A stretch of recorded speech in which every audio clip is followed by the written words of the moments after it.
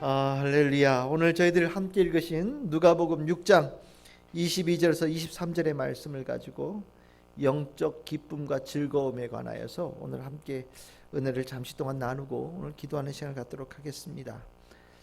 우리 크리스찬이 가져야 될 본래의 색깔, 본래의 향기, 본래의 정체성 중에 뭐 여러 가지가 있죠. 여러 가지가 있는데 그 중에 하나는 이 기쁨과 즐거움입니다.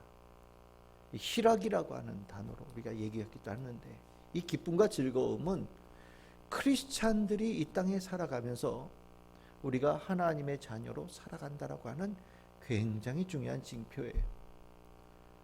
우리가 요즘에 이렇게 뭐가 막 일이 참 마음대로 잘 안 되고 있는 상황들을 가고 있잖아요. 뭐 오늘도 뭐 뉴스가 들으셨죠? 뭐 4주 연장이라고 그랬나요?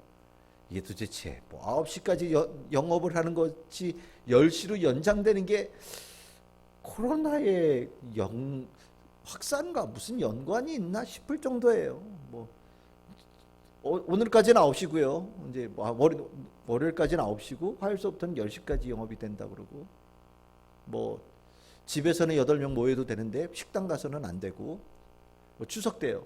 집에서 가족이 백신 맞은 사람 4명을 포함해서 8명은 모일 수 있는데 그 8명이 성묘도 가도 안 되고 놀러 가도 안 되고 밥 먹으러 가도 안 된대요. 그럼 도대체 뭔지. 그러니까 집에 있으란 얘기죠. 이제부터 뭐 9시까지 영업하던 건 10시로 늘려준다, 뭐 이런 얘기도 나오고, 뭐 그랬더니 뭐 의사는 또 나와서 이걸 왜 벌써부터 하냐, 추석 지나고 조금 10시까지 풀어주던지 해야지, 뭐 이렇게 얘기하는데 왜 그럴까요? 정말 죽겠거든요. 정말 죽겠다고 난리가 난 거예요. 아마 여러분들도 느끼셨을지 모르겠지만 이렇게 가다 보면 문 닫은 음식점들이 굉장히 많아요. 특히 큰 데들, 이렇게 좀 규모가 있는 데들은 문 많이 닫았어요. 아마 문을 닫는 게 세금도 안 나가고 뭐 이런 이점이 있나 봐요. 그러니까 문을 닫아버리고 그냥 나라에서 뭐 이렇게 나오는 돈을 받는 게 차라리 이득이라고 그래가지고 안 하죠. 그러니까 어떻게 됩니까? 거기 일하던 분들은 다 실직이죠. 뭐 사업주야, 나라에서 뭐 나오는 돈도 있고 뭐 원래 재산이 있는 사람들이니까 그렇다 치지만 일하는 분들, 일할 곳이 없어지니까 정말 답답해지는 거예요. 이게 한 달, 두 달도 아니고 벌써 1년 6개월이 훨씬 지나가고 있으니까. 그리고 어떻게 시작할 때보다 요즘이 더 강화가 돼 있어요. 1년 6개월이 지났는데 아니 지금쯤이면 2단계로 좀 내려와야 되는 거 아닌가요? 1년 6개월이 지났는데 이 4단계라고 그러니까 최고 단계를 계속 가니까 이제는 뭐 사람들이 4단계라고 해도 이게 한 10단계 중에 4단계인가 뭐 이런 생각 들기도 하고, 이러니 뭔가 이제 막 계산이 정말 끝까지 어떻게 계산을 맞춰보고 가다가 계산이 안 나오는 거예요. 그러니까 마음의 부담은 계속해서 오죠. 참 우리나라 사람들도 많이 좋아졌어요. 저는 일본 사람들 그 재해가 있은 다음에 막 집 다 떠내려가고 막 집에 막 물이 막 이번 차올려가지고 아무것도 없다. 근데 참 여러분들 그 일본 사람들이 인터뷰하는 거 보셨습니까? 남의 집 얘기하는 것 같아요. 우리 집이 이만큼 차였는데 참 큰일 났습니다. 뭐 이 정도예요. 난 옆집 얘기하는 줄 알았어. 본인 집이래요. 난 그래서 이렇게 뉴스를 볼 때마다 내가 일본 잘 모르니까 야, 저 사람들은 정말 일본이 부자라고 그러더니 집 한 채 저렇게 떠내려가도 끄떡없는 돈이 있나 보다. 예? 뭐 집이 완전히 무너져서 그래도 나라에서 뭘 해주나 보다. 난 그렇게 생각하면서 저 사람들이 저렇게 그러니까 침착하게 인터뷰할 수 있겠지 이런 생각이 들었거든요. 근데 요즘에 우리나라에 나오는 사람들, 그 뉴스에 나오는 사람들이 꼭 그렇게 인터뷰해요. 이번 주로 폐업하기로 했습니다. 그러면서 너무 담담하게 얘기를 하는 거예요. 예, 뭐 해봤지만 도저히 영업이 안 될 것 같아서 폐업하기로 했습니다. 남의 집 얘기하듯이.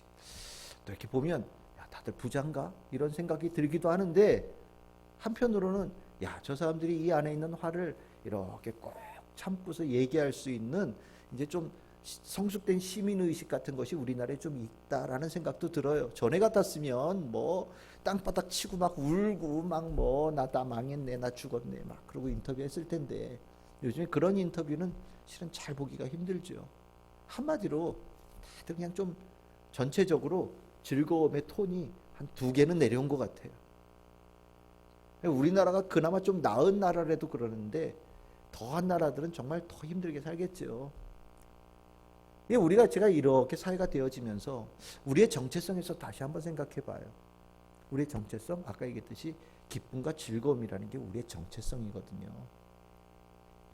이 정체성을 우리가 잃어버리고 있지 않나. 제 스스로 거울을 이렇게 보면서 봤어요. 그랬더니 제가 늘 언제나 영상을 찍고 제 얼굴을 보면 깜짝 놀래요. 제가 여기다가 얼마나 이상하게 느꼈으면 여기다 내가 적어놨어요. 스마일. 설교하면서 좀 웃으면서 해라 여동아나. 좀 내가 스마일 적어놨어요. 아니 내 영상을 보면 사람이 그렇게 심각하게 얘기를 하냐. 물론 심각한 얘기를 해서 심각한 거 좋은데 시종일관 얼굴이 심각해. 그래서 내 보면서도 내가 부담스러운 거예요. 그래서 내가 여기다 스마일 적어놨어요. 그랬더니 누가 또 연필로 여기다가 얼굴을 그려놨네. 나는 글씨만 적어놨는데 전도사님이 그랬겠죠. 예. 내가 이렇게 톤이 2단계 내려갔다. 그럼 성도님들은 어떻게 살아갈까? 여러분들이 이렇게 마스크를 가려서 웃는지 안 웃는지 잘 모르겠어요. 근데 참 웃을 일이 많지 않잖아요. 어려워지고 있는 거죠. 그러면서 우리가 가지고 있는 이 정체성에 대해서 다시 한번 우리가 나누면서 오늘 예배 끝나고 나면 여러분들 이게 들어올 때보다는 한 2단계 정도 더 올라간 기쁨을 가지고 이 자리를 이렇게 나가서 가정으로 돌아갈 수 있는 우리 성도들이 됐으면 좋겠다는 생각이 듭니다. 우리가 이제 예수님께서 오늘 하시는 이 말씀 중에 23절에 보시면 기뻐하고 뛰놀라 이렇게 얘기하고 있습니다. 예수님께서 하신 말씀이에요. 너희들이 이미 상급이 있으니 조금 더 슬퍼하거나 낙담하지 말고 너희들 기뻐하고 뛰노는 그런 사람들이 돼야 된다라고 예수님께서 권면하고 계시는 겁니다. 이걸 그냥 우리 말로 스타일로 하려면 행복하거라 이런 얘기를 하시는 거예요. 행복해야 된다 얘들아. 제자들에게 하신 말씀입니다. 즐거워야 된다. 기뻐 뛰놀아야 된다. 기뻐하게 뭐 이렇게 미소 조금 이렇게 지을 수도 있겠죠. 이렇게 살짝. 근데 여기 뛰놀 정도면 어떻게 되겠어요? 그게 막 몸으로 다 발산이 되는 정도를 얘기하는 거거든요. 정말 기뻐하는 삶을 제대로 살아가야 된다라고 예수님께서 말씀하고 계셔요. 이 기쁨은 실은 영적 기쁨입니다. 우리가 육적 기쁨으로는 이 기쁨을 가질 수가 없어요. 영적 기쁨을 얘기하는 거예요. 예수님께서 우리에게 행복하라고 권면하셨던, 그리고 그렇게 하라고 명령하셨던 가장 중요한 이유는 우리에게 이 세상에서는 맛볼 수 없는 영적인 기쁨을 주시기 위해서 이 땅에 오셨기 때문이죠. 예수님께서 그걸 위해서 오신 분이에요. 우리가 그렇게 영적 기쁨이라고 얘기할 때 그 영적 기쁨은 글쎄 뭐 여러 가지 기쁨을 얻을 수 있는 이유가 있겠지만 가장 근본적으로는 2가지가 있다고 저는 생각을 해요. 하나는 죄사함에 관한 문제죠. 이 죄라고 하는 거는 우리들의 인생을 아주 이게 얽매이는 거예요. 아주 이 죄라고 하는 게 뭐 어떤 구체적으로 뭐 남의 물건을 훔치고 뭐 누구를 뭐 죽이고 상하게 하고 이런 거 죄지만 이 성경에서 말하는 죄는 훨씬 더 포괄적인 죄를 얘기하는 거잖아요. 삶을 하나님께서 창조하신 아름다운 모습의 그 아름다운 모습을 잃어버리고 살게끔 만드는 아주 지긋지긋한 놈이에요. 이게 우리의 발목을 꽉 쥐고 있어요. 어깨에 딱 짊어져 있단 말이죠.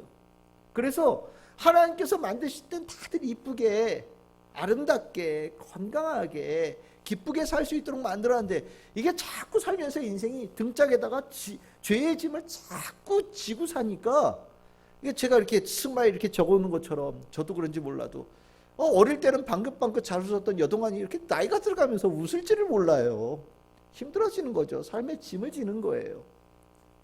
예수님께서 저 위에서 이렇게 이 땅에 있는 인생들을 이렇게 하감하시면서 늘 언제나 마음에 안타까워하신 거죠. 얘들이 왜 다 저렇게 사냐. 하나님의 모양과 형상대로 지음받아서 만들어진 정말 최고의 걸작품인 저 인간들이, 저 사람들이, 하나님께서 만드신 피조물이 왜 저렇게 다들 힘들고 어렵고 고통스럽게 사냐. 그걸 너무 보시고 마음 아파하시면서 오신 거 아니겠습니까? 그래서 우리를 죄의 문제로부터 풀어주셨죠. 한마디로 얘기하면 우리 발목에 이렇게 꽉 조여있는 그 쇠고랑을 풀어주신 거예요. 그리고 예수님께서 그 우리 발에서 풀어놓으신 쇠고랑을 예수님 발에 묶으신 거죠. 우리가 그걸 질질질질 끌고 갈 때 예수님께서 그것을 부셔서 자기 발목에다 채우시고 내가 그걸 짊어졌으니 뛰어 이렇게 얘기하시는 거거든요. 그러니까 죄사함 받았다라고 하는 이 인식은 우리로 하여금 우리들의 삶에 드리워진 어두운 그림자를, 어두운 구름을 싹 다 걷어내는 축복입니다. 이 죄사함에 대한 확신을 갖게 되어지면 영적 기쁨이 생기는 거예요. 그래서 우리가 회심할 때 하나님께서 내 죄를, 예수님께서 내 죄를 용서해 주셨다라고 내가 분명히 받아들이고 깨달을 때 우리 안에 정말 날개가 내 등짝에 달린 것처럼 가벼워지는 느낌을 받죠. 날아갈 것 같아요.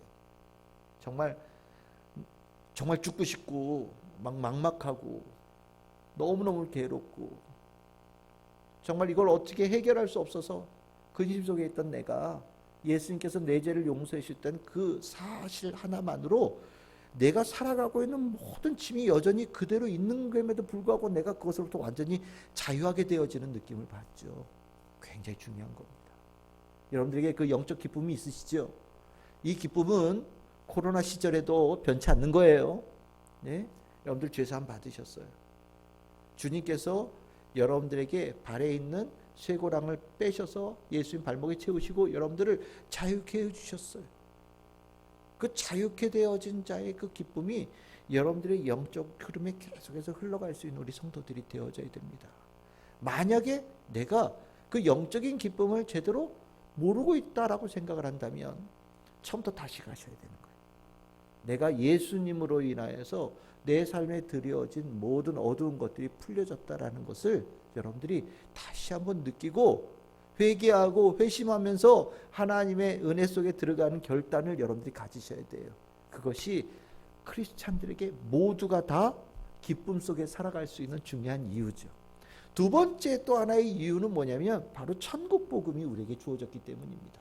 이 땅에서 이 죄의 문제가 해결되어서 날개 달린 것처럼 가벼워진 것도 감사한데 우리에게 또 하나의 감사는 이 땅의 삶뿐만 아니라 이 땅의 삶을 넘어선 삶에까지 주님께서 우리에게 영원한 자유함과 평안함을 허락하셨다라는 거죠. 생명이 있다라는 거죠.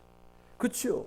이 땅에서 잠시 풀어놨는데 우리 지난주에 우리 주일날 얘기했듯이 우리가 하나님의 심판대 앞에 딱 섰더니 도로 갖다 잠궈. 그럼 무슨 의미가 있어요? 여기서 한 60년, 80년, 100년 예수님의 은혜로 잠깐 풀렸단 말이죠. 풀렸다가 나중에 심판대 앞에 섰더니 도로 잠가주고 영원한 지옥. 그러면 야 이거 진짜 이건 뭐 이 땅에서 날개 달렸다고 기뻐했던 일이 이게 의미가 없는 거죠. 근데 천국 복음이 딱 내 안에 예수님께서 오셔서 하나님의 나라가 있다라는 것을 가르쳐 주시고 그 하나님의 나라가 얼마나 아름다운 곳인지를 가르쳐 주시고 복된 곳인지를 가르쳐 주시고 나를 믿는 자는 그 천국에 들어가는 완벽한 통행권을 가지고 있다라고 가르쳐 주시고 그 복음을 내가 받아들이게 되어진 순간 이 땅의 삶도 자유로울 뿐만 아니라 영원함에 대한 자유함까지 함께 누리는 복을 누린단 말이죠. 그러니까 기쁠 수밖에요. 이 땅에서 내가 이 족쇄가 풀렸다고 뭐 배가 부른 건 아니잖아요. 그렇죠? 죄의 짐에 풀렸다고 막 배가 부르고 죄의 짐에 풀렸다고 막 돈이 생기고 뭐 죄의 짐에 풀렸다고 거울 봤더니 막 내가 엄청나게 이뻐지고 잘생겨지고 뭐 이런 거 아니잖아요. 네? 그건 자유롭긴 했는데 여전히 뭐 내 삶에 뭐 구질구질하고 힘들고 괴롭고 뭐 꾀지지한 것들 여전히 남아있다. 그렇다면 얼마 안 가서 그 기쁨이 이렇게 내려갈지도 몰라요. 그런데 약속이 있는 거죠. 하나님 나라에 가면 네가 하나님의 아들이야, 네가 하나님의 딸이야 라고 약속을 해주시고 하나님의 아들에게 하나님께서 가지고 계신 모든 것들을 주실 거야. 하나님의 딸에게 하나님이 가지고 계신 모든 것을 주실 거야. 이 땅에서는 남루하고 부족하고 힘든 삶을 살지라도 저기 가면 너는 완전히 달라지는 거예요. 마치 우리 동화의 신데렐라처럼 완전히 다른 존재가 되어 살아간다. 하나님의 약속이고 예수님의 약속이거든요. 이 천국 복음이 우리 안에 완전히 들어오면요, 이건요 이 땅의 삶이 더 이상 나를 주관하지 못하는 삶이 되는 거예요. 예수 그리스도의 복음은 사람을 속이는 게 아니에요. 예수 그리스도의 복음이 천국 복음이 사람을 속였다 한다면 아마 이 천국의 복음에 관한 이야기는 이미 이 역사에서 사라졌을 겁니다. 거짓말이 얼마나 가요? 여러분, 대통령도 거짓말하면 기껏해야 4년 있으면 드러나요. 뭐 국민을 위해서 일하겠습니다. 그런데 뭐 4년 있으면 드러나잖아요. 그렇죠? 에이, 뭐 권력이 있으니까 그동안 암소리 못했지만 지나가고 나면 이제 에이 나쁜 놈 이렇게 얘기하잖아요. 예, 그래요. 거짓말은 얼마 못 가요. 거짓말은 10년, 20년, 30년 못 가요. 100년을 못 갑니다. 거짓말 가지고 거짓말에 속은 사람이 한 사람은 목숨 걸 수 있어요. 하지만 그 말에 목숨 거는 사람들이 계속해서 나타나고 그 말을 따라가는 사람들이 계속해서 이어지고 수많은 사람들이 그 길을 간다라고 하는 건요, 사람들 머릿속으로 계산해서는 불가능한 거예요. 그 복음 안에 무언가를 분명히 느낀 거죠. 그 예수 그리스도의 복음이 내 안에 들어와서 내 안을 완전히 뒤바꾸는 역사가 일어난 겁니다. 그래서 그 길을 나아가는 거죠. 여러분들 결혼할 때도 사랑해서 결혼하죠. 근데 조건 보고 결혼하는 거하고 사랑해서 결혼하는 건 다르지 않습니까? 야, 어떻게 나 30년 동안 모르고 살았던 20년 동안 모르고 살았던 사람을 위해서 내가 어떻게 목숨을 걸 수 있냐? 누가 이렇게 물어본다면 뭐라고 얘기하겠습니까? 사랑하니까. 그 안에 뭔가 실체가 주고받음이 있기 때문에 일어나는 거죠. 예수 그리스도의 복음도 똑같은 거 아니겠습니까? 천국의 복음이 우리가 성경책에 나와 있는 글로 읽었지만 여러분들의 심령에는 살아있는 실체로 이 안에 이미 거하고 계심을 믿습니다. 그 복음을 가지고, 천국 복음을 가지고 가는 사람들이 이 안에 기쁨이 있는 거예요. 어느 정도로 기쁘냐? 여러분들 마태복음 13장에 보시면 이런 얘기 나오죠. 천국은 마치 밭에 감추인 보화와 같다. 그렇지요? 그래서 그것을 발견한 사람은 어떻게 한다고요? 숨겨두고 기뻐하며 돌아가서 자기의 소유를 다 팔아 그 밭을 샀다라고 얘기합니다. 여러 가지 얘기가 나오죠. 그 천국은 감추인 보화와 같았다. 근데 감추었는데 예수님의 말씀으로 인해서 내 안에서 드러나게 된 거예요. 예수님께서 말씀하시기 전에는 천국에 대해서 들어도 그 실체를 내가 소유하지 못했던 겁니다. 근데 예수님께서 하시는 말씀을 내가 이렇게 들으니까 똑같은 말인데도 내 안에 들어와서 거하는 게 다른 거죠. 그러니까 예수님 말씀이에요. 좋은 말? 그렇죠. 좋은 말은 글쟁이들 잘 써요. 저는 솔직히 책 살 때 작가 책 안 삽니다. 작가들은 그냥 그래요. 그냥 말을 이쁘게 썼어요. 말을. 근데 이렇게 잘 이렇게 읽다 보면 뭐 없어요. 그냥 겉으로 본 게 다예요. 그래서 저는 앞에 이렇게 저자 볼 때, 특히 이제 저처럼 성경에 관한 이런 공부하는 사람들에게는 앞에 저자가 그래도 공부한 사람의 글은, 뭔가 공부를 하고 학자였던 사람들의 글은 읽으면 재미 되게 없거든요. 근데 읽고 또 읽으면 뭔가 있어요, 이 안에는. 근데 작가의 글은 읽어도 남는 게 없어요. 이게 작가예요. 세상에 말 잘하는 사람들 많아요. 요즘에도 말 잘하는 사람들 많잖아요. 예? 그 짧은 혀로 사람들의 마음을 확 이렇게 휘어잡아가지고 사람들 막 다 줄 세우는 사람도 있고, 뭐 광장에 모으는 사람들도 있고, 막 뭐 언제 봤다고 무슨 사랑하는 사람들의 모임 그래가지고 막 깃발 들고 막 가면서 플랜카드 들고 언제부터 봤다고. 근데 그 사람의 말 그거로 쫓아가는 경우들이 있어요. 근데 그거는 예수님의 말하고는 비교할 수가 없죠. 그들의 말은 귀에 들렸다가 귓등으로 떨어져 나가는 말이에요. 근데 예수님 말을 들었더니 천국에 관한 똑같은 얘기를 듣는데 예수의 말이 내 안에 들어와서 거하는 거예요. 실제화되어지는 거죠. 그리고 났더니 어떻게 됐다고요? 이게 딱 들어오고 나니까 다 필요 없어요. 우리가 살면서 뭔가 삶의 보람을 느끼고 삶의 가치를 주고 뭔가 쫓아갈 만한 것들을 찾아서 다니잖아요. 아이들에게 조기교육 왜 시켜요? 교육시킬 때 평생을 그 아이가 쫓아갈 만한 것을 내가 도와주는 거예요. 내가 운동을 잘한다. 그럼 운동시키라고 부모님들이 진짜 뼈골 빠지게 후원하죠. 경기장 가가지고 막 응원하고 막 바깥다 먹이고, 예? 미술한다. 막 그림 그리는 데 가가지고 막 열심히 공부 잘한다. 뭐 새벽밥부터 시작해서 밤늦게 밥까지 막, 예? 막 학교 데려다 주고 막 밤에 막 2시에 와도 데리러 가고 뭐 그렇죠? 애들 공부시키기 위해서 내가 뭔 일을 하더라도 애 학비 대주면서 공부시키잖아요. 그 아이가 그걸 통해서 평생을 쫓아갈 만한 뭔가 가치 있는 것을 찾으라고. 천국 복음이 그만한 가치가 있다라는 거예요. 아니, 그보다 훨씬 더 위대한 가치가 있다라는 거죠. 여기 나온 이 사람, 놀고 먹었던 사람 아닌 겁니다. 뭔가 이제까지 살면서 뭔가 했던 사람이에요. 뭔가 가지고 있던 것도 있고 누린 것도 있고 뭔가 성취한 것들도 있겠죠. 그런데 어느 날 갑자기 예수 그리스도의 말씀을 딱 들어서 내 안에 천국의 복음이 확 들어온 다음에는 이게 눈에 안 보이는 거예요. 이게 눈에 안 보이는 거예요. 내가 그동안 열심히 노력했던 거 눈에 안 보이는 거예요. 우리 아까 권사님이랑 얘기할 때 참 남이 산 거는 잘 버려요. 그죠? 근데 내가 산 건 못 버리겠어. 이사할 때 딜레마죠. 나는 내가 산 거라서 못 버리는데 내 자식은 지가 안 산 거라고 막 버려. 거기에 대한 애정이 다르니까요. 내가 산 거는요 다 귀해요. 여러분들 지우개 하나도 연필 하나도 이거 못 버립니다. 내가 산 거는 왜 거기에 내 추억이 있고 기억이 있으니까. 그거 살 때 그냥 사지 않았을 거 아니에요. 10개 중에 하나 골라서 산 거예요. 그러니까 얼마나 의미가 있겠어요. 그런데 오늘 뭐라고 그래요? 천국이 예수 그리스도의 복음을 딱 듣고 났더니, 말씀을 듣고 났더니 하나도 안 보이더라는 거예요. 다 갖다 버렸다. 이렇게 얘기하고 있어요. 그 다 갖다 버릴 때 눈물을 흘리면서 버렸겠냐? 아니에요. 기뻐하며 버린 겁니다. 무슨 소리입니까? 천국이 내 안에 예수의 말씀을 통하여서 내 안에 거하게 되어질 때 어마어마한 기쁨이 이 안에 채워지는 역사가 일어난다는 거죠. 성도들이 이 기쁨으로 사는 거예요. 여러분들에게 천국 복음에 예수 그리스도의 말씀이 분명히 새겨 계시지요? 대답이 시원찮군요.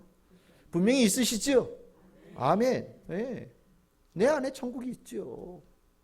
천국 없이 어떻게 해? 천국이 예수 그리스도에 대한 복음의 그 확신 없이 어떻게 교회 다닙니까? 그리고 나서 교회 다니는 사람은 정말 대단한 사람이에요.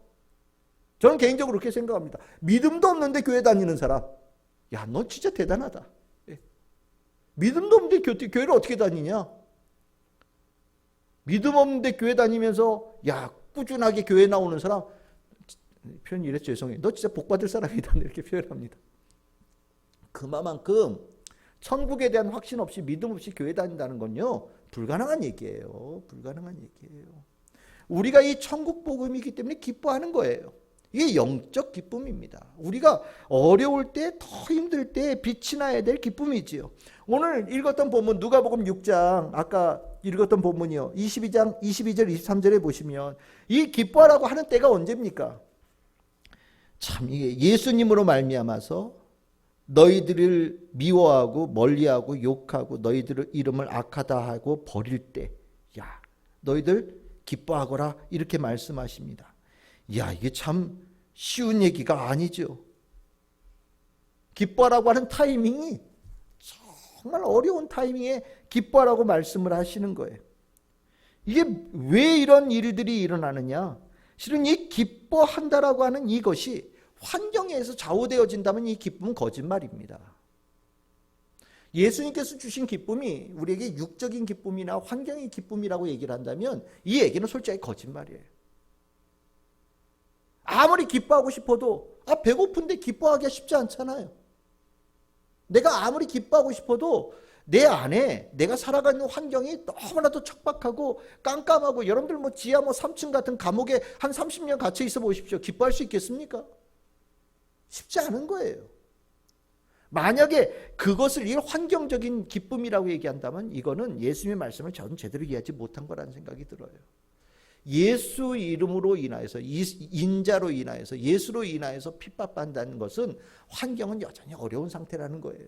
정말 어려운 거라는 거죠. 그런데 이 어려움을 뚫고 나아가는 영적인 기쁨이 있다라는 걸 얘기하시는 겁니다. 영적 기쁨이 어느 정도 능력이 있느냐? 우리가 기쁨을 가질 때 조금 더 하는 기쁨이 아니라는 거예요. 우리가 원래 가진 기쁨이 있는데 거기에 조금 더 플러스로 알파로 더해주는 것이 이 영적인 기쁨이야. 이게 아니라는 겁니다. 영적 기쁨은요, 아무것도 없는 곳에서 뚫고 나오는 것 정도가 아니라 마이너스 이만큼 되어져 있는 곳에서도 이 모든 것들을 채우고 메꾸고 어려운 위에 장애물을 다 뚫고서 올라오는 것이 영적 기쁨이다라고 예수님께서 말씀하시는 거예요. 그런 기쁨을 우리가 소유할 수 있기를 예수님께서는 응원하고 계신다라는 거죠. 그 기쁨이 어떤 기쁨이 아까 그 말씀드렸던 죄 사함에 대한 기쁨, 그리고 천국 복음에 대한 기쁨이라는 거예요. 이 기쁨을 가졌을 때 그만큼 힘이 있다라는 거죠. 우리가 이렇게 되어지니 환경에 의해서 좌우되어지던 내 삶의 모습은 간 곳이 없어지는 거예요. 이제는 내 안에 예수님이 계시는가? 예수 그리스도의 복음이 있는가? 내 안에 예수로 인하여서 죄사함에 대한 확신이 있느냐 없느냐가 내 삶을 기쁘게 하느냐 기쁘지 못하게 하는 좌우하는 아주 중요한 요소로 완전히 자리매김이 바뀌어진다는 것을 얘기하는 겁니다. 정말 우리가 언제 슬프냐? 내 눈앞에 예수님이 안 보일 때죠. 내가 지금 예수 뒤를 쫓아가고 있다고 얘기하는데 갑자기 내 눈에 예수님이 안 보여요. 내 앞에 가신 예수님이. 그럼 정말 슬퍼해야 되는 거예요. 내가 언제 슬퍼해야 되느냐? 내가 예수님 잘 쫓아갔다고 그랬는데 어느 날 갑자기 내 눈에 뭔가 이렇게 끌려서 딴 데로 갔어. 가다 보니까 이제까지 예수님을 잘 쫓아왔는데 예수님을 놓쳤네? 이 느낄 때 슬퍼해야 되는 거예요. 이게 슬픔이다라고 가르쳐 주는 거예요. 우리가 언제 슬프냐? 지금 우리 이런 시절이요. 예배 제대로 못 드릴 때 정말 슬퍼해야죠. 내 눈에 예수님이 보이고 예수 따라가고 그 기쁨으로 살아가는 사람들인데 아니 예배를 못 드리는데도 아무렇지도 않아. 그거 이상한 거 아닙니까? 그렇죠? 내 사랑하는 사람이 있어요. 내 사랑하는 사람 보고 만날 때가 제일 행복한 거 아니에요? 근데 내 사랑하는 사람 못 만나요. 얼마나 슬퍼요. 저는 그 경험을 해봤잖아요. 군에 있을 때, 훈련 받을 때, 제 아내 여기 있고. 배 타고 다니면서 막 온 동네 다닐 때, 이번 주 상륙. 이제 배 내려서 이제 비행기 타고 서울 간다. 당직 그러면 이제 배에서 이제 24시간 있어야 되는 거예요. 그러면 그 당직의 시간이 얼마나 슬픈지 몰라요. 그러니까 이제 그 당직을 어떻게 다른 사람하고 바꾸려고 내가 이틀 당직 더 서줄 테니까 바꾸자. 꼬시고. 이유는 딱 하나죠. 사랑하는 사람 보고 싶어서. 예수님도 매한가지예요. 내가 예수님으로 인하여서 기뻐하는 사람이 되어졌다라고 한다면 예수 보지 못할 때, 예수님 따르지 못할 때, 눈을 보이지 않을 때, 내가 예배드리지 못할 때 가장 슬퍼하는 게 자가 되는 거예요. 다른 말로 표현하면 예수 찾고 예수님 만나고 예수님의 뒤를 따라가는 것에 대해서 확신을 가질 때 이 세상에 그 어떤 것도 방해할 수 없는 완벽한 기쁨의 소유자가 되어질 수 있다는 거죠. 우리가 지금 필요한 기쁨이에요. 크리스찬의 정체성으로서의 기쁨이요. 이 기쁨, 이렇게 기뻐하며 뛰놀라고 얘기하실 때 예수님께서 이 뒤에 한마디 더 하시죠. 기뻐하고 뛰놀라. 그러면서 뭐라고 그러셔요? 상이 있다. 이렇게 얘기하십니다. 상이 있다. 그렇죠? 기뻐하고 뛰노는데 이 기뻐하고 뛰노는 모습을 이렇게 표현하면 되는 겁니다. 하나님께서 엄청나게 이쁘게 보신다는 거예요. 박해 속에서, 어려움 속에서 예수님의 복음으로, 천국 복음으로 죄사함의 그 기쁨으로 기뻐하며 뛰노는 자들을 하나님께서 이렇게 보실 때 엄청나게 기쁘게 보신다라는 거예요. 그러고서 그 기뻐하는 하나님을 기쁘게 하신 자에게 하나님께서 뭐를 준비하신다고요? 상을 준비하신다. 이 상이 뭘까요? 여러분들 무슨 상을 기대하십니까? 천국 가면 무슨 상을 기대하십니까? 밥상 이런 거 말고요. 무슨 상을 기대하십니까? 성경에서 하나님께서 우리에게 상 주신다고 할 때 그 상은요, 아까 얘기했던 하나님과 우리 사이의 깊은 관계성이에요. 아버지와 아들의 관계, 아버지와 딸의 관계. 이거를 우리는 표현할 때 화목되어졌다라고 얘기하고 깊은 교제라고도 얘기를 합니다. 깊은 교제는 뭐냐면 하나님과 나 사이에 걸림돌이 될 만한 게 하나도 없어요. 걸림돌이 될 만한 게 하나도 없으면 그냥 하나죠. 예수님하고 하나님 사이에 걸림돌이 있습니까? 없습니까? 없죠. 그러니까 예수님께서 뭐라고 그러셔요? 나는 아버지와 하나다. 예. 아버지의 뜻이 내 안에 있고 내가 하는 모든 것들에 대해서 아버지께서 인정하신다라고 얘기하지 않으십니까? 그러니까 예수님은 곧 하나님이 되시는 거예요. 근데 그 은혜를 우리가 천국 가서 우리가 누린다라는 거예요. 완벽한 교제예요. 하나님과 우리 사이에 어떤 걸림돌도 없는.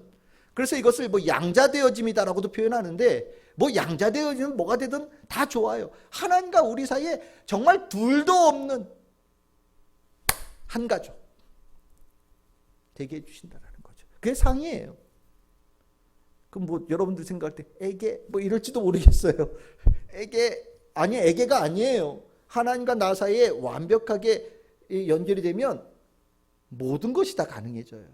모든 게 다 가능해져요. 하나님이 가지고 계신 모든 것들이 다 가능해지는 거예요. 그게 엄청난 거예요. 우리에게 상 주신다고 할 때 상은 이제 앞으로 그런 상이 있을 거예요. 그러면 이 상 앞으로 이제 애들 말로, 우리 애들 말로 표현하면 뭐라고 표현합니까? 교회 학교 애들이 죽어야 누리는 거 아니에요? 죽어야 누리는 거 아니에요?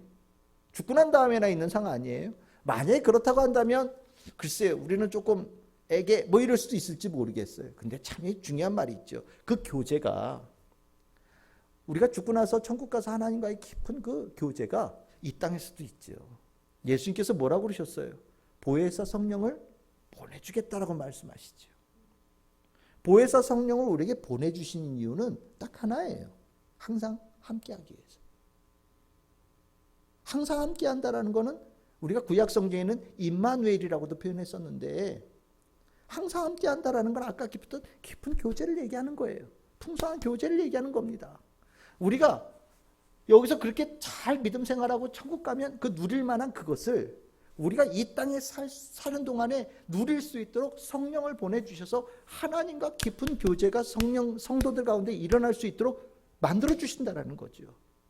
그러면 성령께서 내 안에 들어와서 거하게 되어지면 내 안에 무엇이 일어나겠어요? 진짜 그 상이 일어나는 거예요.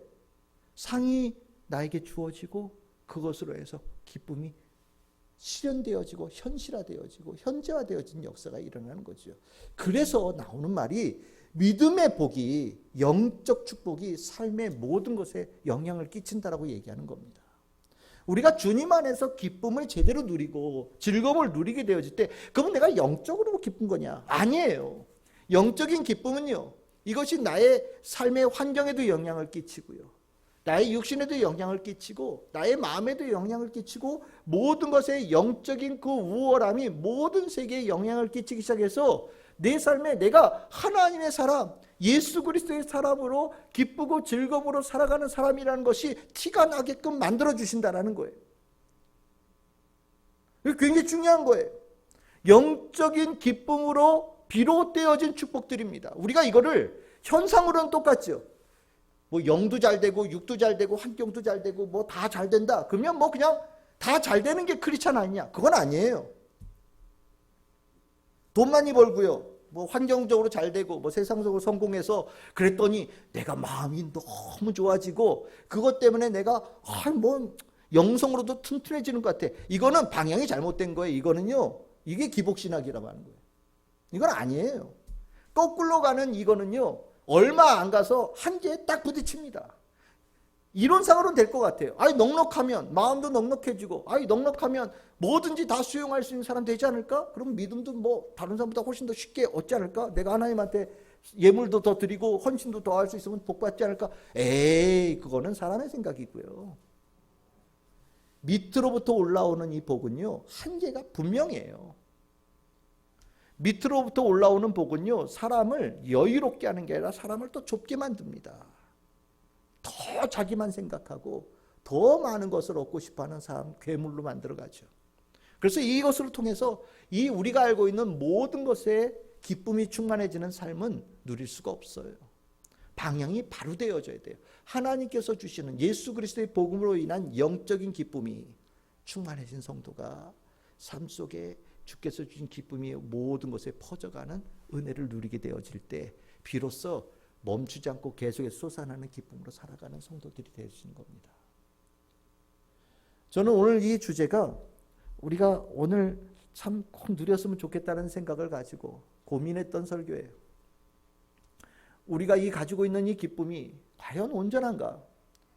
내가 크리스찬의 정체성은 기쁨고 즐거워하는 이 정체성을 가져야 되는데 과연 우리는 이 어두운 때에 그 정체성을 제대로 드러내고 있는가?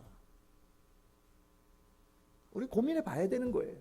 이 땅은요, 예수 그리스도를 믿는 자들의 빛, 예수 그리스도에 믿는 자들의 기쁨, 예수 그리스도를 믿는 자들의 즐거움을 정말 절실하게 필요로 하고 있어요. 세상이 어두워질 때 같이 어두워져 가면 그게 무슨 크리스찬이에요.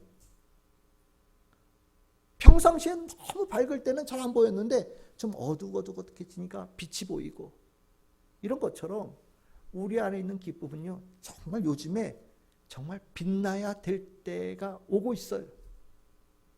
교회가 뭐 여러 사람들이 여유롭고 풍요로울 때는 교회 안 다녀도 나 잘 살아, 예수 몰라도 나 잘 살아, 나 부족한 거 없어 라고 얘기를 하고 살았어요. 그런데 점점점 우리의 삶에 어려움이 오고 있어요. 무슨 소리입니까? 예수의 복음이 들릴 수 있는 귀가 열리는 타이밍이 오고 있는 거고요. 예수 그리스도에 일어나는 그 기쁨과 즐거움을 볼 수 있는 눈이 열려지는 때가 오고 있다라는 거예요. 우리가 요즘에 우리나라 전체에서 가장 교회가, 우리가 생각하는 교회다움의 모습으로 가는 교회가 어떤 교회라고 생각되셔요? 어디 있을 것 같으십니까? 이거 제가 한 얘기가 아니에요. 어디 있냐면 중국 사람들 다니는 교회가 있대요. 조선족 사람들이 우리나라 들어와서 다니는 교회가 있대요. 탈북민들이 다니는 교회가 있대요. 그들끼리 모여서 예배를 드린대요. 그런데 그 교회는요, 정말 놀랍도록 부흥된대요. 놀랍도록. 교회 학교 놀랍도록 풍성하고요. 아이들, 갓난 아이들 막 낳고 아기들도 있고 모든 활력이 막 넘치고, 매주 진짜 복음을 간절히 바라고 예수 믿어서 가지고 있는 기쁨으로 충만한 예배의 모습이 그들에게 나타난다는 거예요. 그래서 목사님들이 그런 얘기를 하더라고요. 우리 교회의 나라에 40년 전, 50년 전에 이 땅에 있었던 그때의 교회 부흥의 모습이 지금 저 사람들에게 있습니다. 왜 그럴까요? 예수님에게 마음을 열 만큼의 자리가 그들에게 있기 때문입니다. 우리가 왜 기쁨을 제대로 누리지 못하고 사냐? 성도, 우리 뭐 재산 모르는 거 아니잖아요. 천국 복음 모르는 거 아니잖아요. 다 알고 있어요. 근데 왜 우리는 내가 정말 기쁘고 즐겁게 크리스찬의 정체성을 가지고 사는가?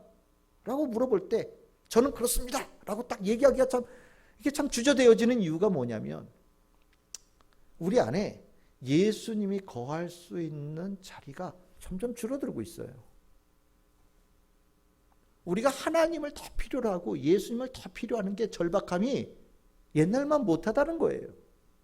배고픈 시절, 어려웠던 시절에 비해서 턱도 없이 부족하다는 거죠. 그것이 우리도 모르게 이렇게 내 얼굴을 봐야 알 수 있는 만큼 얼굴이 이렇게 자꾸 찌그러지고, 뭔가 자꾸 성내는 사람 같고, 뭔가 기분 나쁜 것 같고, 힘들 때 더 힘들어하는 표정 내고, 예수 그리스도의 복음으로 제대로 이루어지지 못하는 중요한 이유가 된다. 기쁨의 시작도 예수님인 것처럼 우리의 기쁨의 희미해짐도 예수의 부재 때문에 일어나는 일이다. 그래서 오늘 기도하면서 우리 주제를 우리 뜨겁게 한번 기도했으면 좋겠어요. 주님, 우리 이제 추석 앞두고 있으니까 형제들 만나고 친척들 만나고, 또 그 중에는 교회 다니는 사람도 있고 안 다니는 사람도 있겠죠. 하지만 제 바람은 우리 참 즐거운 교회 다니는 성도들이 어디 가서 누구를 만나던 그 자리에서 복음의 기쁨, 예수 그리스도의 기쁨, 영적 기쁨으로 제일 반짝반짝 빛났으면 좋겠다라는 생각을 갖습니다. 그런 자를 하나님께서 어떻게 보신다고요? 귀하게 보신다고요. 정말 귀하게 보신다고요. 우리 성도들이 되기를 소망합니다. 주님의 이름으로 축복합니다.